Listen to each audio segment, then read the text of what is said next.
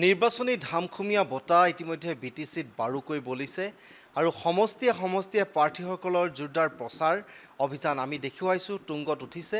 আৰু তাৰ মাজতেই কেইবাটাও সমষ্টি এবাৰ বিজেপিয়ে যি ধৰণে নিৰ্বাচিত কৰিছিল তেওঁলোকৰ পৰ্যবেক্ষণ সমিতিয়ে তেওঁলোকে পৰ্যবেক্ষণ কৰি সেই সমষ্টিকেইটা যিকেইটা সমষ্টিত তেওঁলোকৰ শক্তিশালী সাংগঠনিক ভেটি আছিল আৰু সেই ভেটি থকা সাংগঠনিক শক্তিশালী ভেটি থকা সেই সমষ্টিকেইটা নিৰ্বাচন কৰিছিল আৰু তাত এনেকুৱা এগৰাকী প্ৰাৰ্থী তেওঁলোকে প্ৰক্ষেপ কৰিছে যিগৰাকী প্ৰাৰ্থীক ৰাইজে বিচাৰে আৰু যিগৰাকী প্ৰাৰ্থীক সদায় ৰাইজে সততে পায় আৰু যিগৰাকী প্ৰাৰ্থী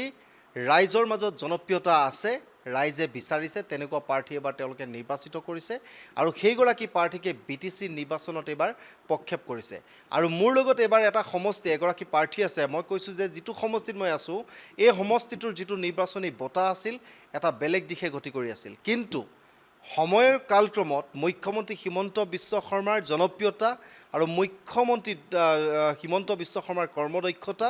আৰু যি ধৰণে তেওঁ কাম কৰাৰ যি বিটিচি উন্নয়ন আৰু বিকাশৰ বাবে যি ধৰণে কাম কৰাৰ প্ৰতিশ্ৰুতি দিছে তাৰ পাছতে এতিয়া সেই সমষ্টি বঁটা বিজেপিৰ দিশে গতি কৰিছে এয়া আমাৰ কথা নহয় ইয়াৰ ৰাইজৰ কথা তাৰ মাজতে ইয়াৰ যিগৰাকী বিজেপি প্ৰাৰ্থী প্ৰক্ষেপ কৰিছে যশৰাং বড়ো ডাঙৰীয়া আছে মোৰ লগত আৰু তেওঁৰ সৈতে কথা পাতিম আজিৰ দিনটো পৰিৱেশ কেনেকুৱা দেখিছে আৰু পৰৱৰ্তী সময়ত এই আসনখন যি ধৰণে বিজেপি শীৰ্ষ নেতৃত্বই যি আশা কৰিছে তেওঁৰ ওপৰত যি গভীৰ বিশ্বাস কৰিছে আৰু তাৰ পাছত এই আসনখন তেওঁ বিজেপিক কেনেদৰে দিবলৈ সক্ষম হ'ব কিমান ভোটৰ ব্যৱধানত জয় লাভ কৰিব এই কথাখিনি কেনেকুৱা দৃষ্টিৰে তেওঁ দেখিছে বা চাইছে এই কথাখিনি আমি পাতিম প্ৰথমতে আপোনাক স্বাগতম জনাইছোঁ কেনেকুৱা প্ৰচাৰ অভিযান কেনেকুৱা চলিছে প্ৰথমে সেইটোৱে সুধিব লাগিব আপোনাক খুব সুন্দৰ এটা ভেৰগাঁও সমষ্টিৰ খুব সুন্দৰ এটা বাতাবৰণেৰে নিৰ্বাচন প্ৰচাৰ হৈ আছে আৰু এইটো ভাৰতীয় জনতা পাৰ্টীৰ পক্ষে ৰাইজে যিহেতু ঢাপলি মিলিছে ৰাইজে আঁকোৱালি লৈছে ৰাইজৰ যি উৎসাহ বা আমাক সাহস দিছে সেইটো সঁচাকৈ আমি নিজকে গৌৰৱান্বিত কৰিছোঁ আৰু আমাৰ কাৰ্যকৰ্তাসকলে যথেষ্ট ত্যাগ যথেষ্ট কষ্ট কৰিছে তাৰ কাৰণে আজি মানে সমগ্ৰ ভেৰগাঁও সমষ্টিতে প্ৰতিটো কোণাত প্ৰতিটো গাঁৱতে আমাৰ কাৰ্যকৰ্তা কাম কৰি আছে আৰু তেওঁলোকে ৰাইজৰ মাজত জনসম্পৰ্কটো সুন্দৰভাৱে মানে ৰাখি আছে গতিকে ৰাইজে ভাৰতীয় জনতা পাৰ্টীক ৰাইজৰ সেৱা কৰিবৰ কাৰণে এইবাৰ সুযোগ প্ৰদান কৰিব বিচাৰিছে কেৱল মাত্ৰ 22 তাৰিখটো ৰখি আছে নিৰ্বাচন দিনটো আমি যদি কওঁ উন্নয়নৰ কথা যেতিয়া আহে উন্নয়ন বিকাশৰ যেতিয়া কথা আহে মুখ্যমন্ত্ৰী হিমন্ত বিশ্ব শৰ্মাই কৈছে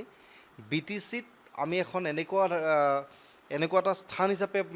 বনাব লাগিব যিটো উন্নয়ন আৰু বিকাশ সেয়া ঔদ্যোগিকৰণ ক্ষেত্ৰতেই হওক সেয়া নিবনুৱা সংস্থাপনৰ কাৰণে যিকোনো ক্ষেত্ৰতেই হওক সেয়া শৈক্ষিক দিশতেই হওক বা সেয়া সাংস্কৃতিক দিশতেই হওক তেওঁ এটা পৰিকল্পনা কৰিছে যে সেই যি অশান্ত যি বিটিচি পৰিৱেশ আছিল 90 দশকৰ অশান্ত পৰিৱেশ ইতিমধ্যে শান্তি ইয়াত চৰাই উৰিছে শান্তিৰ পক্ষী উৰিছে সেই পৰিৱেশটো আৰু আজিৰ পৰিৱেশটোৰ কথা যদি আপোনাক মই সোধোঁ আজিৰ দিনটো সেই পৰিৱেশ আছে য'ত 16টাকৈ ৰাজনৈতিক দলৰ প্ৰাৰ্থী ইতিমধ্যে 384গৰাকী প্ৰাৰ্থীয়ে সাহসেৰে ওলাই আহিছে যে আমি নিৰ্বাচনত প্ৰতিদ্বন্দ্বিতা কৰিম সেই দৃশ্যটো চাই সেই 90 দশকৰ যদি সেই হিংসাত্মক যি পৰিৱেশ আজিৰ দিনটোত কেনেকুৱা পৰিৱেশ দেখাব লগা হয় এই অঞ্চলটো যিহেতু এসময়ত ছেপাৰেট ষ্টেটৰ কাৰণে আন্দোলন কৰিছিলে ডিভাইড আছাম 50-50 শ্লোগানেৰে আন্দোলন কৰিছিলে প্ৰথমে আমাৰ বডোফা উপেন্দ্ৰনাথ ব্ৰহ্মৰ নেতৃত্বত আৰু তাতে সমগ্ৰ বড়োলেণ্ড অঞ্চল তথা বড়োসকলৰ লগত অন্যান্য জনগোষ্ঠীয়েও ছাপোৰ্ট কৰি মৰেলি ফিজিকেলিও কিছুমানে কৰিছিলে ছাপোৰ্ট কৰি যথেষ্ট নামি পৰিছিল আন্দোলনত তেতিয়া আন্দোলনৰ দুটা ৰাস্তাত পেৰেলেলি আন্দোলন হৈছিলে এটা হ'ল ডেম'ক্ৰেটিকেলি আৰু এটা অস্ত্ৰৰ দ্বাৰা সংগ্ৰাম কৰিছিলে তো তেনেকুৱা সংগ্ৰাম বা আন্দোলন কৰোঁতে ইয়াতে কিছু কাম মানে চৰকাৰৰ এগেইনষ্টত কাম কৰিছিলে চৰকাৰৰ এগেইনষ্টত কাম কৰিব যাওঁতে অশান্তি এটা সৃষ্টি হৈছিলে আৰু সেইকাৰণে মানুহে কয় অশান্তি জৰ্জৰিত অঞ্চল বুলি কিন্তু আহি 1993 চনত এটা এগ্ৰিমেণ্ট হ'ল BSc তাৰপিছত BSc যিহেতু বড়োসকলৰ আশা আকাংক্ষা পূৰণ নহ'ব আৰু জাতীয় সত্তা ইয়াত বাছি নাথাকিব বুলি আকৌ পুনৰবাৰ BLTৰ সহস্ৰ সংগ্ৰামীসকলে আকৌ মানে আন্দোলন কৰিব ধৰিলে। সেই আন্দোলনটো 6 বছৰ মানে দীৰ্ঘকাল আন্দোলনৰ অন্তত 2003 চনৰ আকৌ চুক্তি হ'ল BTC। তো BTC চুক্তিত আমাৰ এই সময়ৰ প্ৰধানমন্ত্ৰী অটল বিহাৰী বাজপেয়ী ডাঙৰীয়াই BTC অঞ্চলক এখন ভাৰত সংবিধানক মানে ভাৰত সংবিধানক সংশোধন কৰি হ'লেও 6 শিডিউল অন্তৰ্ভুক্ত কৰি ইয়াত ট্ৰাইবেলসকলক যথেষ্ট ক্ষমতা প্ৰদান কৰি দিলে। মানে আমাৰ 40টা সমষ্টি এটা বিধান পৰিষদ এটা কৰিব পৰা এটা চৰকাৰ গঠন কৰিব পৰা নিজৰ চৰকাৰখন নিজে পৰিচালিত কৰিব পৰা এটা ব্যৱস্থা কৰি দিলে। আৰু সেই ব্যৱস্থাৰ মাজত 30টা চিট কেৱল ট্ৰাইবেলসকলৰ কাৰণে ৰিজাৰ্ভ হ'ল আৰু 5টা অ'পেন হ'ল, 5টা নন ট্ৰাইবেলৰ কাৰণে ৰিজাৰ্ভ ৰাখিলে। তো এই ক্ষমতা হোৱাৰ পিছতে নতুন আঞ্চলিকতাবাদ চিন্তাধাৰাটো আহি গ'ল আমাৰ মাজত। তাৰ কাৰণে 2005 চনত মানে এটা ৰাজনৈতিক দল সৃষ্টি হ'ল, মানে আমাৰ হাগ্ৰামা মহিলাৰী ডাঙৰীয়াৰ নেতৃত্বত BPF বুলি।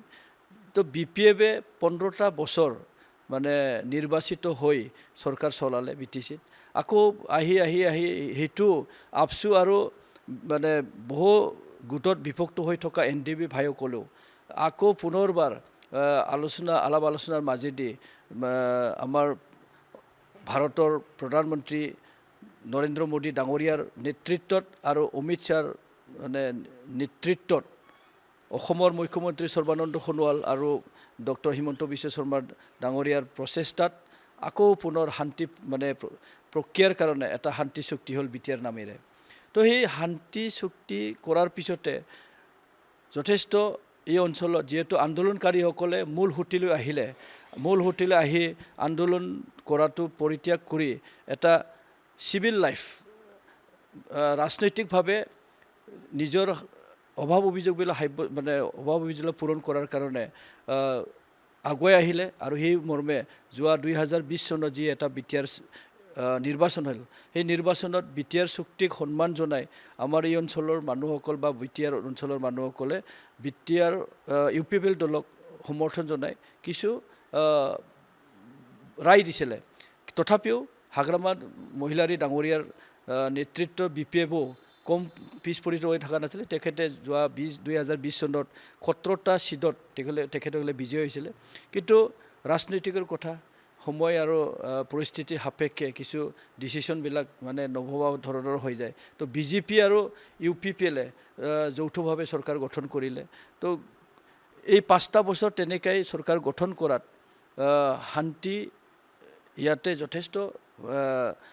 সুন্দৰভাৱে এটা চৰকাৰ মানে অঞ্চলটো চলিলে। মুখ্যমন্ত্ৰীগৰাকীয়ে কৈছে যে BTRত এতিয়া আমি মিত্ৰজোঁটত চৰকাৰত থাকি যিখিনি উন্নয়ন কৰিছোঁ, যদি সেই কামখিনি অকলশৰীয়াকৈ BJPয়ে যদি নিজাকৈ চৰকাৰ গঠন কৰি তেওঁলোকে কাম কৰে, হয়তো ইয়াতকৈ আৰু বহু কাম কৰিব পাৰিব, যিবোৰ কাম এতিয়াও UPPL চৰকাৰে কৰা নাই। কাৰণ BTC সেই সময়ত হাগ্ৰামা মহিলাৰ নেতৃত্বত যিখন চৰকাৰ হৈছিলে তেতিয়া বহু কাম ৰাখি গৈছিলে, যিবোৰ কাম জনসাধাৰণে বাৰে বাৰে ক্ষোভ জোৰাইছিলে যে এনেকুৱা কাম হোৱা নাছিলে, আমাৰ যিখিনি প্ৰাপ্য অধিকাৰ আমি পোৱা নাছিলোঁ সেইখিনি কৈছিলে। কিন্তু UPPL চৰকাৰ আহিলে মিত্ৰজোঁটত আছে, এতিয়াও মিত্ৰজোঁটত আছেই। তথাপিও কিন্তু এই BTC নিৰ্বাচন পৃথকে খেলিছে যদিও এইবাৰ যিহেতু কৈছোঁৱেই যে মুখ্যমন্ত্ৰীগৰাকীয়ে কৈছে, BJP ৰাজ্যিক সভাপতিয়ে কৈছে যে আমি যদি BJPয়ে চৰকাৰ গঠন কৰিবলৈ সক্ষম হওঁ তেতিয়াহ'লে অনাগত সময়ত বিকাশ প্ৰগতি দিশে আৰু আগুৱাই যাব বুলি কৈছে। হয়,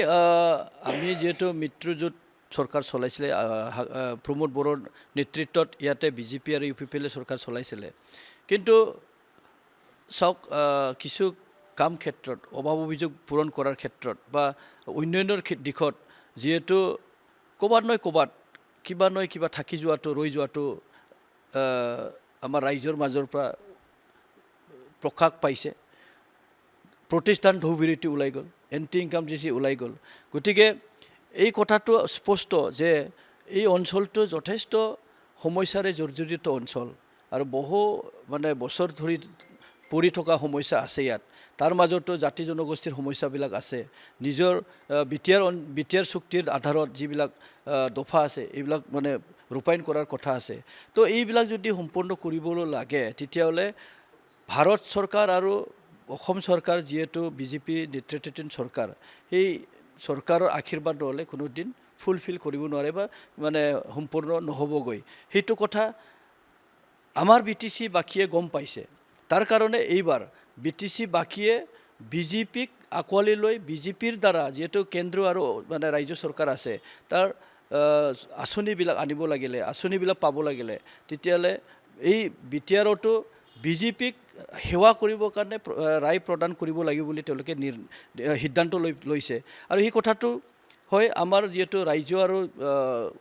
কেন্দ্ৰ চৰকাৰৰ যিবিলাক আঁচনি আছে, জনকল্যাণ আঁচনি বা গৰীব কল্যাণ আঁচনিবিলাক আছে, বা নিবনুৱাসকলৰ যিবিলাক মানে আঁচনি তৈয়াৰ কৰিছে,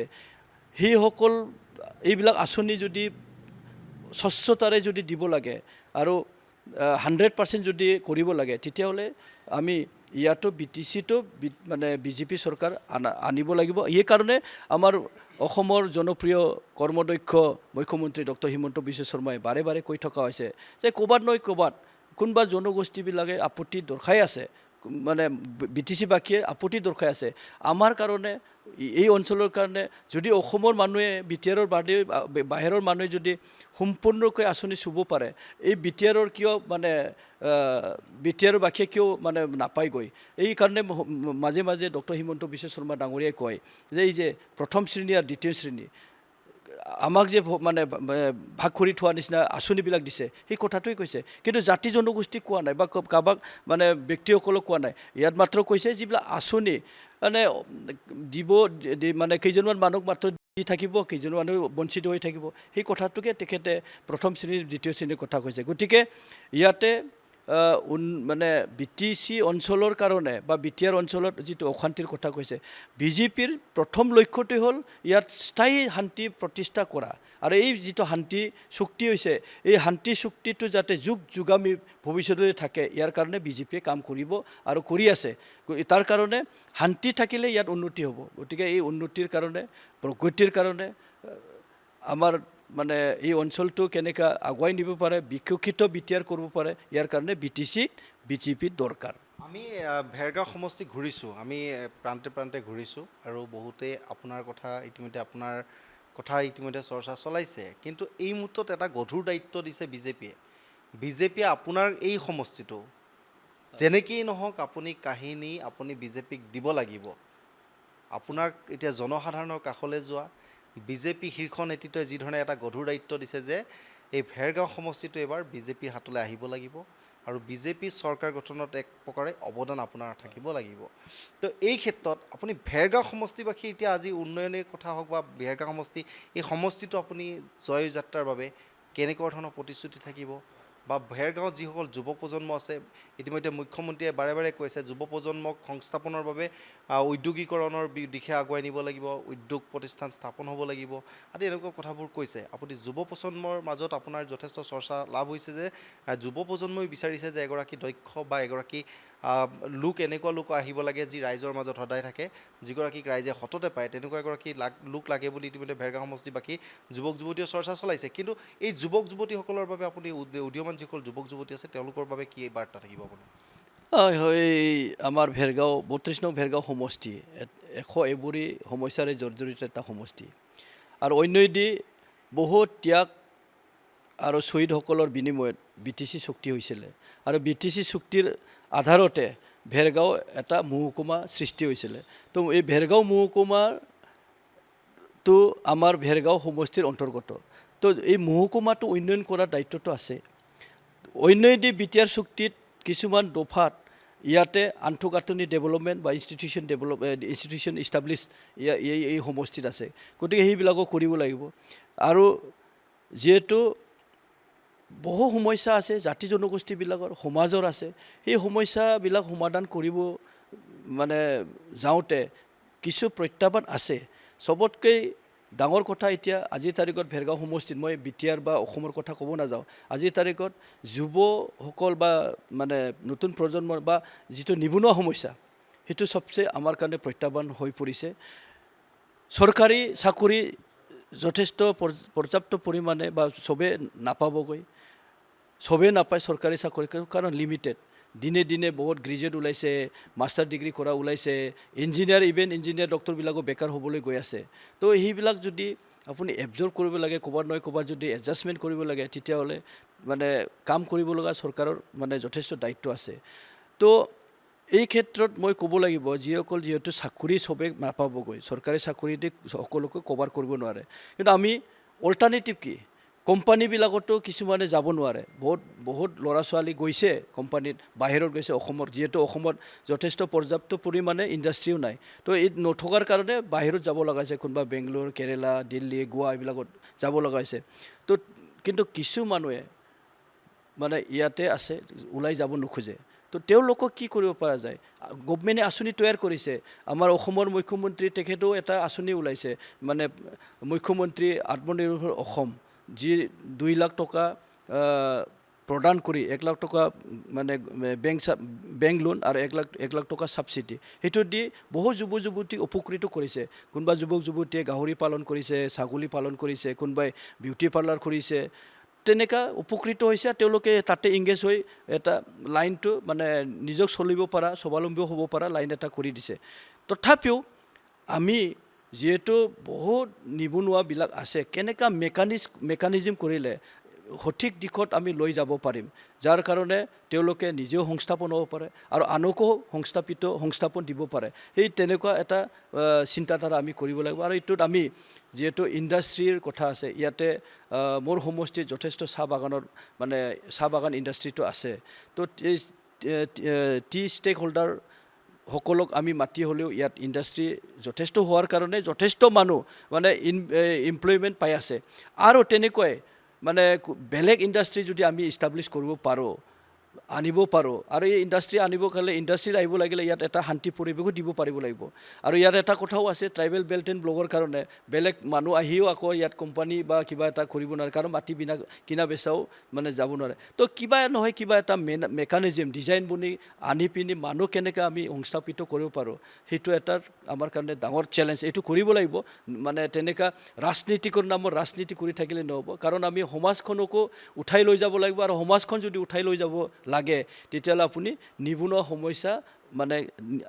আগত লৈ যাব লাগিব। তাৰ বাদেও সমস্যা আমাৰ মাজত স্বাস্থ্যজনিত, এতিয়া ভাল হস্পিটেল নাই, ভাল ডক্টৰ থকা পৰিৱেশ নাই ইয়াত, গতিকে ডক্টৰ নাপায়গৈ, যাৰ কাৰণে মানুহ আমাৰ ইয়াত বেমাৰ হ'লে গুৱাহাটী বা আউট অফ অসম তেনেকুৱা বিভিন্ন জেগাত লৈ যাব লগা হ'লে, সেইবিলাক এটা সমস্যা আমাৰ কাৰণে আছে। চবচে ডাঙৰ কথা শিক্ষা ক্ষেত্ৰত, যিটো মানে মেইন ইঞ্জিনিয়াৰিং এটা ইনষ্টিটিউশ্যন মানুহ বনোৱা সেইটোৰ দ্বাৰা মানে মানৱ সম্পদ সৃষ্টি হয়। মানৱ সম্পদ সৃষ্টি কৰা ইণ্ডাষ্ট্ৰীকে যদি আপুনি নজৰ নিদিয়ে, ভাল শিক্ষা নিদিয়ে, আমি ক'ৰবাত গুণগত শিক্ষা লাগে চিঞৰি থাকিলেওতো নহ'ব। আমি মেট্ৰিকৰ ৰিজাল্টত, হাই ছেকেণ্ডেৰী ৰিজাল্টত কিয় আমাৰ ভাল নহ'ল বুলি সমালোচনা কৰি থাকিলেতো নহ'ব। যি দুখৰ কথা, আমাৰ ইয়াত যিহেতু বহুকেইটা স্কুল আছে য'ত ছিংগল টিচাৰেদি কাম কৰি থকা হৈছে, য'ত 30-40 জন ষ্টুডেণ্ট আছে, তাতে ছিংগল টিচাৰ। তো সেইবিলাকো আমি নজৰ দিব লাগিব। নহ'লে শিক্ষা ব্যৱস্থাই যদি ভাল নহয়, এজন ল'ৰা মানে গুণগত বা চাকৰিমুখী বা তেনেকুৱা মানে চাকৰি নহ'লে চলিব পৰা শিক্ষা এটা ব্যৱস্থা তেখেতক প্ৰদান কৰাৰ দায়িত্বটো ল'ব লাগিব। এইবিলাক আমাৰ চেলেঞ্জ আছে, এইটো কৰিব লাগিব। এইখিনি নিশ্চিতভাৱে আপোনাৰ নিৰ্বাচনৰ জয় হৈ যেতিয়া আহিব, তেতিয়াহ'লে নিশ্চিতভাৱে এইখিনি আপুনি কৰিব, প্ৰতিশ্ৰুতি আছে। কিন্তু তাৰ মাজতে এটা কথা, হাগ্ৰামা মহিলাৰী ডাঙৰীয়া এটা কথা কৈছে যে আমি এবাৰ ছিংগুল ডিজিটত তেওঁলোকে চৰকাৰ গঠন কৰিম বুলি কৈছে। এইটো আপোনাৰ কাৰণেও প্ৰত্যাহ্বানৰ কিবা আশংকা আছে নেকি? আৰু নিৰ্বাচনত বা যিকোনো প্ৰতিযোগিতাতে কোনে নকয় মই হাৰিম বুলি, কোনে নকয় মই দুৰ্বল বুলি, কোনোতো নকয়। এতিয়া ইয়াতে এই কি ইণ্টাৰনেশ্যনেল ভোটাৰ্ছ পাৰ্টি, তেওঁলোকে কয় আমি বিপুল ভোটত জয়ী হ'ম বুলি কয়, কংগ্ৰেছেও কৈ আছে, কিন্তু আপোনালোকে নিজেই দেখা পাইছে। গতিকে হাগ্ৰামা কোৱা কথাটো তেওঁৰ কথা, প্ৰমোদ ডাঙৰীয়াও কৈ আছে তেওঁৰ কথা, কিন্তু বিজেপিক যে বিটিআৰ বাসীয়ে আঁকোৱালি লৈছে, দলে বলে যোগদান কৰি, দলে বলে উৎসাহ দি মানে ভাৰতীয় জনতা পাৰ্টিক ৰাইজৰ সেৱা প্ৰদান কৰিবৰ যে সুযোগ দিব, আপোনালোকে 22 তাৰিখটো ৰখক, 26 তাৰিখ ৰিজাল্ট ওলাব, তেতিয়াই প্ৰমাণ পাব। নিশ্চিতভাৱে আপোনালোক যথেষ্ট ব্যস্ততাৰ সময়ৰ মাজতে আমাক কিছু সময় দিছে, সেইখিনি কাৰণে আমি ধন্যবাদ জনাইছোঁ। মই শেষত এটা কথা সুধিব বিচাৰিম, যিহেতু মুখ্যমন্ত্ৰী হিমন্ত বিশ্ব শৰ্মা ডাঙৰীয়াই এটা কথা কৈছিল, যেতিয়া শাসনলৈ আহিছিল তেতিয়াই কৈছিলে যে 1 লাখ নিযুক্তিৰ কথা কৈছিল অৰ্থাৎ তেওঁ প্ৰতিশ্ৰুতি দিছিল যেতিয়া মই মুখ্যমন্ত্ৰী হিমন্ত বিশ্ব শৰ্মা মুখ্যমন্ত্ৰী হ'ব তেতিয়া তেওঁ কৈছিলে যে মই চৰকাৰী নিযুক্তি দিম আৰু য'ত কোনো দুৰ্নীতি নাথাকিব য'ত কোনেও ঘোষ ল'ব নোৱাৰিব য'ত কোনো এখনো তামোল খাব নোৱাৰিব আৰু সেই প্ৰতিশ্ৰুতি কিন্তু মুখ্যমন্ত্ৰী ডাঙৰীয়াই পূৰণ কৰিছে যদিহে আপুনি নিৰ্বাচিত হৈ আহে তেনেহ'লে ভেৰগাঁও সমষ্টি যিবোৰ সমষ্টি আপোনাৰ ভেৰগাঁৱত যিটো প্ৰতিশ্ৰুতি আপুনি দিছে এই প্ৰতিশ্ৰুতিখিনি পূৰণ কৰিবলৈ কেনেধৰণে সক্ষম হ'ব নাই চাওক কথা মতে কাম আমাৰ সকলোৰে আপোন জনপ্ৰিয় মুখ্যমন্ত্ৰী ডক্টৰ হিমন্ত বিশ্ব শৰ্মা ডাঙৰীয়াৰ তেখেতে 1 লাখ নিবনুৱাক চাকৰি দিম বুলি কৈছিলে 1 লাখতকৈ অধিক চাকৰি তেখেতে দিলেগৈ আৰু এক পইচা নোলোৱাকৈ কিন্তু য'ত পইচাৰ কিবা কৰিছে লগে লগে জেলত যাব লগা আছে তেনেকুৱা ইমান এজন মানে ভাল কৰ্মদক্ষ মুখ্যমন্ত্ৰীক মানে হাজাৰ হাজাৰ ধন্যবাদ দিলেও শেষ নহয়গৈ গম পাইছেনে গতিকে ইয়াত আমাৰ তাতো বহুত ল'ৰা ছোৱালী দুখীয়া ল'ৰা ছোৱালীয়ে নিজৰ মাথাই দি নিজৰ টেলেণ্ট দি চাকৰি পোৱা বহুত আছে গতিকে ইমান ডাঙৰ উপকৃত হৈছে গতিকে তেখেতক আমাৰ ৰাইজৰ মনৰ মাজৰ পৰা আঁতৰাটো মানে সহজ নহয় আৰু অসমবাসীয়েও তেখেতক হেৰাই ল'লে বহুত ক্ষতি যে হ'ব আৰু বহু বছৰ যে আমি অসমখনে পিছুৱাই যাব সেইটো 100% সত্য কথা গতিকে তেখেতৰ BTCনো ক'ত BTC অসমৰ ভিতৰতে গতিকে তেখেতৰ নেতৃত্বতে BTCও মানে যাতে চলিব পাৰে আৰু BTCত তেখেতে যেনেকৈ অসমত চলাইছে BTCটো সেই মানে চলোৱা ছিষ্টেমটো তেখেতৰ যি মানে কথা মানে কথা কয় আৰু এইটো কামত দেখুৱায় ঠিক এই মানে সেই ছিষ্টেমটো আমি BTC বাকীয়ে বিচাৰিছে তো BTCটো আগৰবিলাকত যোৱা বিলিকাৰ চৰকাৰে যি মানে এপইণ্টমেণ্ট দিওঁতে কিবা দিওঁতে ছ'চিয়েল মিডিয়াত আমি দেখিছোঁ বহুত খেলি মেলি হৈছে বহুত টকা পইচাৰ কিবা হৈছে যদি সঁচাকৈ হৈছে সেইটো আমাৰ কাৰণে দুৰ্ভাগ্যজনক কিন্তু আহি থকা দিনত বিজেপি যদি চৰকাৰ আহে সেইবিলাকৰ পৰা নিশ্চিন্ত থাকক ৰাইজে কোনো মানে টকা পইচা নোহোৱাকৈ চাকৰি পাব পৰা ব্যৱস্থাটো কৰিব লাগিব আৰু কৰি দেখুৱামেই আমি শেষ মুহূৰ্তলৈ আহিছোঁ আৰু এটা কথা সুধিব লাগিব যিহেতু মুখ্যমন্ত্ৰীগৰাকীয়ে কৈছে যে BTCলৈ সৰ্বাধিক BTCত অহা মানুহজনেই হৈছে মুখ্যমন্ত্ৰী হিমন্ত বিশ্ব শৰ্মা আৰু আজিও আহিছে আজিও আপোনালোকক যি ধৰণে শক্তিশালী কৰিবৰ কাৰণে যি শক্তিবান মাৰিব লাগে সেই শক্তিবান ইতিমধ্যে মাৰিছে তেওঁ কৈছে যে যেনেধৰণে তেওঁ জনসাধাৰণক বুজাব লাগে এই কথাখিনি বুজাইছে মুখ্যমন্ত্ৰী যিহেতু ইমানবাৰ আহিছে আৰু যিহেতু মুখ্যমন্ত্ৰীয়ে যিটো সাংগঠনিক শক্তিশালী কথা কৈছে বা মুখ্যমন্ত্ৰীয়ে BTC উন্নয়নৰ কথা কৈছে শেষ মুহূৰ্তত আপুনি এতিয়া মুখ্যমন্ত্ৰী সন্দৰ্ভত কি ক'ব যিহেতু মুখ্যমন্ত্ৰী আপোনাৰ আজি আহি আকৌ পুনৰবাৰ তেওঁ BTCবাসীক মানে সম্বোধন কৰিছে হয় আমি ভেৰগাঁওবাসী হিচাপত বহুত মানে লাকি বুলি ক'ব লাগিব তেখেতে যোৱা মাহৰ বা যোৱা কেইদিনমান BTCত আহিছিলে BTCত আহি ভাৰতীয় জনতা পাৰ্টীৰ কাৰ্যকৰ্তাসকলক উৎসাহ উদ্দীপনা মানে যোগাইছে সাহস যোগাইছিলে কিন্তু এইবাৰ ৰাইজক উদ্দেশ্য কৰি অন্যান্যৰ দিশত কেনেকুৱা বিকশিত BTR কৰিব পাৰে ইয়াৰ উদ্দেশ্যৰে তেখেতে নিৰ্বাচন প্ৰচাৰ কৰিব আহিছিলে আৰু মই মানে সঁচাকৈ মই নিজকে লাকি বুলি মানে ক'ব লাগিব কাৰণ মই প্ৰথম মানে এই পদক্ষেপ বা প্ৰথম যিটো প্ৰগ্ৰাম সেইটো মই পালোঁ গতিকে মই তেখেতক আন্তৰিকতাৰে ধন্যবাদ জ্ঞাপন কৰিছোঁ আমাৰ সমষ্টিবাসীৰ ৰাইজ হৈ তেখেতক আন্তৰিকতাৰে ধন্যবাদ জ্ঞাপন কৰিছোঁ আৰু তেখেতৰ যিটো সাহস দি গৈছে কাৰ্যকৰ্তাসকলৰ লগত আমাৰ ভোটদাতা শুভাকাংক্ষী তথা সমষ্টিবাসীক আৰু যি উন্নয়নৰ দিশত যি আমাৰ অভাৱ অভিযোগ মানে ইয়াত আছে সমস্যাবিলাক আছে ভেৰগাঁও সমষ্টিৰ কাৰণে বিশেষ কেইটামান উল্লেখনীয় মানে আঁচনিবিলাকৰ প্ৰয়োজন আছে সেই আঁচনিবিলাক তেখেতে প্ৰতিশ্ৰুতি দি গৈছে আৰু এইটো তেখেতে প্ৰতিশ্ৰুতি নহয় যি প্ৰতিশ্ৰুতি দিছে এইটো 2-3 বছৰৰ ভিতৰত কৰি দেখুৱাটো আমি প্ৰমাণ পাইছোঁ আপোনালোকেও নিশ্চয় ইয়াৰে সাক্ষীও আছে তো এইবিলাক আমাৰ কাৰণে তেখেতে যিটো আশীৰ্বাদ কৰি গৈছে আজি সঁচাকৈ ভেৰগাঁওবাসী ৰাইজ তেখেতৰ আশীৰ্বাদক পাহৰি নাযায় আৰু ভেৰগাঁওবাসী ৰাইজৰ যিটো আশীৰ্বাদ মৰম লৈ মই আজি আগুৱাই গৈছোঁ সেই আশীৰ্বাদ মৰমটো মই সদায় শিৰত লৈ আগুৱাই যাম আৰু এই আশীৰ্বাদ মৰমটো কোনো দিন মানে অথলে যাব নিদিম তেওঁলোকৰ মাজত থাকি কাম কৰিম তেওঁলোকৰ অভাৱ অভিযোগ পূৰণ কৰাৰ কাৰণে যিমান চেষ্টা যিমান বল লাগে এইখিনি কৰি যাম নিশ্চিতভাৱে আমি কৈছোঁৱেই যে ভেৰগাঁও সমষ্টি এগৰাকী এনেকুৱা প্ৰাৰ্থী বিজেপিয়ে প্ৰক্ষেপ কৰিছে যিগৰাকী প্ৰাৰ্থী হৈছে মানুহৰ মানুহ অৰ্থাৎ মানুহৰ মাজত থকা মানুহ মানুহৰ মাজত থাকি ভাল পায়, মানুহক সহায় কৰি ভাল পায় আৰু সেইগৰাকী প্ৰাৰ্থীয়ে ওলাইছে এইবাৰ ভেৰগাঁওবাসী সমষ্টিবাসীক ইতিমধ্যে উদ্ধাৰ কৰিবলৈ বা সহায় কৰিবলৈ। আৰু এই মানৱ সেৱা অৰ্থাৎ যিটো সেৱা মনোভাৱেৰে তেওঁলোকে আহিছে, বিজেপিয়ে সদায় কয় যে সেৱা মনোভাৱেৰে কাম কৰিব লাগে আৰু সেই ভাৱেৰে তেওঁলোকে কাম কৰি আহিছে। কিন্তু 22 তাৰিখে ইতিমধ্যে ভোট গ্ৰহণ প্ৰক্ৰিয়া আছে, মাজত আৰু কেইটামান দিন আছে। সেই 22 তাৰিখে নিৰ্ধাৰণ হ'ব যিটো তেওঁলোকে ভাবিছে, যি ধৰণে তেওঁলোকে বিশাল ব্যৱধানত এই ভেৰগাঁও সমষ্টি বিজেপিৰ হাতলৈ যাব বুলি ইতিমধ্যে কৈ আছে। এই সমষ্টিটো সঁচাকৈ কিমান ভোটৰ ব্যৱধানত তেওঁলোকৰ হাতলৈ আহে সেয়া সময়ত আমি পুনৰ আপোনালোকক এই চেনেলৰ জৰিয়তে দেখুৱাবলৈ চেষ্টা কৰিম। যিকোনো খবৰৰ বাবে যোগাযোগ কৰক 7099017330 লগতে 7099017110 নম্বৰত।